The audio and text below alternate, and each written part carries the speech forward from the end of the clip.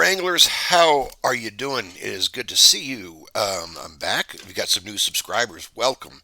And if you'd like to be a subscriber, you know what to do. Do the YouTube thing, the subscribe, like, all of that, notifications. Appreciate that.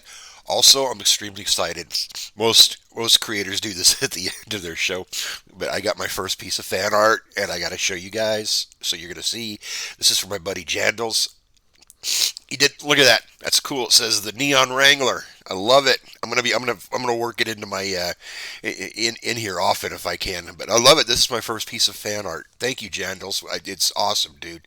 I really appreciate it. So today I'm gonna tell you why your dog door ain't safe because it's not. Okay, it is an entry into your house that not just your dogs can get through, but excuse my congestion here, but then other people could get to as well. People, yes, I said people. Let me tell you a story. Okay, let's do this story thing. Okay, back when I was a lot younger and a lot thinner, as I was working my way through college, one of the things I did is I cleaned houses. And one night I was going to go clean, excuse me, one day I was going to go clean a house, but the night before you call your client and make sure everything's okay. And I did that, and I called the client, and I was a fill-in for another cleaner. Well, this client was a real BICH, and she read me the riot act up and down. Where is so and so? I was like, I don't know. I was just assigned to come over there, and she kept repeating. She goes, "Yes, well, I'm my husband. Dewey Cheatham from Dewey Cheatham and How. I can't, and that's not the real name, but that's what she just kept saying that over and over again. He was some big shot lawyer in town. Yes, my husband Dewey from Dewey Cheatham and How, and I'm like, okay, what? I just whatever. I'm coming. I'm gonna come there at noon, and I'm gonna leave at 4, and I'm gonna clean your house, okay? Like they always do every week or whatever. So I find their home, and it's a McMansion type thing, and I get in there, and they leave the keys, and the door. This is really weird. It's not a normal door. It looked like a normal door, but it was like on a spring-loaded thing, so it automatically closed behind you and locked. So I had the keys, got in there, and it closed. I'm like, okay, big deal. The doggies were in there, and they were nice doggies. Doggies always like me. I don't know why. Every dog I've met pretty much loves me. They follow me around. They get up on my lap. They've never seen me before. Even they might even be barking at me and come over and lick my hand and keep barking at me, and then just I don't know. But anyway, they had dogs and small dogs to be exact. So I'm cleaning this place. I'm cleaning this place. I'm cleaning this place. I get it all done. And I had to go out back for something. There was something, a chore I had to do out back.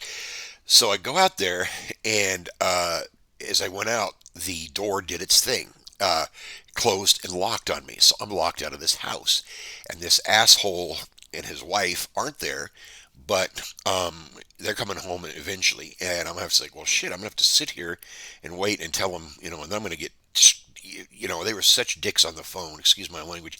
What the hell is gonna happen to me when I'm sitting here? I was just thinking, I'm like, this really bites. I don't want to be here. I just don't want to be here. And now keep in mind, I was younger and thinner and all of that. I was a kid. Probably, let me see if I was, I'm trying to think of how old I was. Maybe 18, 19, but I was thin back then. And maybe 160, 170. I could never get to 170, even though I lifted weights. Anyway, I said, I got to get in this house. So I start going all around. And of course, it's like a security freaking Avengers mansion to try to get in. This guy's got, I guess he's paranoid or whatever. Finally, there's the little doggy door, okay, and I was looking at that, and I'm like, there's no way I can get in there. So I thought, well, I'll put my arm up and try to unlock the door. I put my, arm in there, could not get to the thing, could not unlock the door. There was just no choice. Now, here's the fun part. I actually was able to, after about 15 minutes, squeeze my whole body through the dog door. And as I'm squeezing through, fighting to get through this fucking door, excuse me, get through this fucking door, doggy door, this tiny little thing, the dogs are licking my face and all this kind of stuff. I finally pull myself through. I collect my shit, and I get the hell out of there. And I'm like, oh, thank God, this is over. I never want to come back to this place again, and hopefully I won't have to. They get their normal person from their agency to do it. Well, I should say the ending of this story was very interesting. The next day I went to, probably that same day I took a shower, but the next day I'd done it, and I pulled off my shirt to get in the shower. I remember the next morning, after this, and both sides of my torso were purple and yellow and black and blue, where that thing, when I had squeezed through and it had just torn, not cut me, but bruised the hell out of me all the way down. And so this ought to tell you something. Even if you got one of those little doggy doors, somebody can get through that. Now, hopefully your dogs will bark at them and bite them and all that kind of thing, but the dogs that don't be by then, keep in mind, doggy doors aren't safe. Okay, and that is a true story that really happened. I've told it to numerous people, and I hope it never happens again because at my weight and size now, there's no way I could get through a doggy door. I mean, it's hard enough for me to get right through regular doors.